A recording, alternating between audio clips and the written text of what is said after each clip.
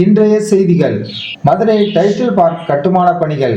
மதுரையில் அமைக்கப்பட்டு வரும் டைட்டில் பூங்கா கட்டுமான பணிகள் குறித்து ஆய்வு மேற்கொள்ளப்பட்டுள்ளது.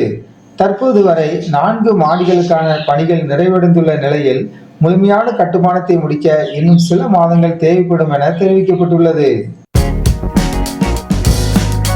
ராமேஸ்வரத்தில் புதிய விமான நிலையம். சுற்றுலா மற்றும் ஆன்மீக முக்கியத்துவம் வாய்ந்த ராமேஸ்வரத்தில் விமான இணைப்பை ஏற்படுத்தும் நோக்கில் புதிய விமான நிலையம் அமைக்க திட்டமிடப்பட்டுள்ளது. இதற்கான நிலத்தை தேர்வு செய்யும் பணிகளை விரைவுபடுத்துமாறு இந்திய விமான நிலையங்கள் ஆணையம் தமிழக அரசை வலியுறுத்தியுள்ளது. சென்னை ஐஐடியின் புதிய கண்டுபிடிப்பு. மின்னணு சாதனங்கள் சூடாவதை குறைக்கும் வகையிலான புதிய தொழில்நுட்பத்தை சென்னை ஐஐடி ஆய்வாளர்கள் உருவாக்கியுள்ளனர். இது ஸ்மார்ட் போன், லேப்டாப்புகள் மட்டுமின்றி ஏஐ டேட்டா மையங்கள் மற்றும் ரேடார் அமைப்புகளிலும் பெரும் மாற்றத்தை ஏற்படுத்தும் என எதிர்பார்க்கப்படுகிறது. தாவேகாவில் அரசியல் நகர்வுகள். தமிழக அரசியல் சூழலில் தாவேகா அமைப்பில் புதிய நிர்வாகிகள் மற்றும் பல்வேறு தரப்பு அரசியல் பிரமுகர்களின் வருகை குறித்த தகவல் வெளியாகி வருகின்றன. இது தொடர்பான கட்சி சார்ந்த முடிவுகள் தற்போது முக்கிய விவாதமாக மாறியுள்ளது. சென்னையில் மக்கள் தொகை கணக்கெடுப்பு. தேசிய மக்கள் தொகை கணக்கெடுப்பின் ஒரு பகுதியாக சென்னை மாநகராட்சி பகுதிகளில் வீடு வீடாக சென்று தரவுகளை சேகரிக்கும் முறைசாரா கணக்கெடுப்பு பணிகள் ஆகஸ்ட் 1ஆம் தேதி முதல் தொடங்கப்பட்டுள்ளன. அமைச்சக அலுவலகங்களில் புனரமைப்பு. சென்னை தலைமைச் செயலகத்தில் உள்ள அமைச்சர்களின் அலுவலகங்களை நவீனப்படுத்தும் விதமாக அவற்றை சீரமைக்க அரசு நிதி ஒதுக்கீடு செய்துள்ளது. இது பணி சூழலை மேம்படுத்தும் நோக்கில் எடுக்கப்பட்டுள்ள நடவடிக்கையாக கருதப்படுகிறது. நீட் போராட்ட வழக்குகள் ரத்து.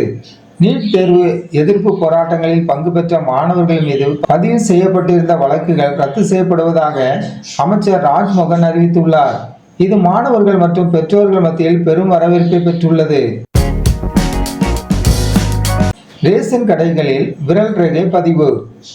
தமிழகத்தில் உள்ள அனைத்து ரேஷன் கடைகளிலும் விரல் ரேகை பதிவு செய்வதற்கான சிறப்பு முகாம் நேற்று நடைபெற்றது. விடுபட்டவர்கள் மற்றும் புதிய பயனர்கள் தங்கள் பதிவை உறுதி செய்யுமாறு கூட்டுறவுத்துறை கேட்டுக்கொண்டுள்ளது. வெளியூர்களில் இருப்பவர்கள் அருகில் உள்ள ரேஷன் கடைகளிலும் பதிவு செய்யலாம். காவிரி விவகாரம். அமைச்சர் நிர்மல்குமார் விமர்சனம். காவிரி நதிநீர் விவகாரத்தில் அரசியல் கருத்து வேறுபாடுகள் குறித்த அமைச்சர் நிர்மல்குமார் இன்று தனது கருத்துக்களை பகிர்ந்துள்ளார். மாநிலங்களுக்கு இடையிலான நதிநீர் பங்கீடு விவகாரத்தில் வெளிப்படைத்தன்மை தேவை என்பதை அவர் வலியுறுத்தியுள்ளார். அணைகள் மற்றும் நீர் திறப்பு குறித்த விவாதம். கர்நாடக அணைகளிலிருந்து தண்ணீர் திறப்பு மற்றும் அது தொடர்பான அரசியல் கருத்துக்கள் குறித்து சமூக வலைத்தளங்களில் பரவலாக விவாதங்கள் நடைபெற்று வருகின்றன. இது குறித்த அமைச்சரின் கருத்து சர்ச்சையை ஏற்படுத்தியுள்ள நிலையில் பொதுவெளியில் இதற்கான விளக்கங்கள் முன்வைக்கப்படுகின்றன. சிங்கப்பெண் சிறப்பு படை ரோந்து. தமிழகம் முழுவதும் பெண்கள் மற்றும் குழந்தைகளின் பாதுகாப்பை உறுதி செய்ய சிங்கப்பெண் என்ற சிறப்பு படை உருவாக்கப்பட்டுள்ளது. இப்படையினர் மாநிலம் முழுவதும் உள்ள 10,320 இடங்களை தீவிரமாக கண்காணித்து வருகின்றனர்.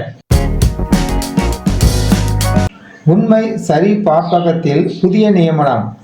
தமிழ்நாடு உண்மை சரி பார்ப்பகத்தின் தலைவராக தாவேகா ஐடிவின் நிர்வாகி ஒரு குரு நியமிக்கப்பட்டுள்ளார். இந்த அமைப்பின் நிர்வாக அமைப்பில் செயல்பட்டுள்ள இந்த மாற்றம் அரசியல் ரீதியான அறிவிப்பாக வெளிவந்துள்ளது. மரியனோவா நியூஸ் சேனலுக்கு புதியவராக இருந்தால் மரியனோவா நியூஸ் சேனலை சப்ஸ்கிரைப் பண்ணுங்க.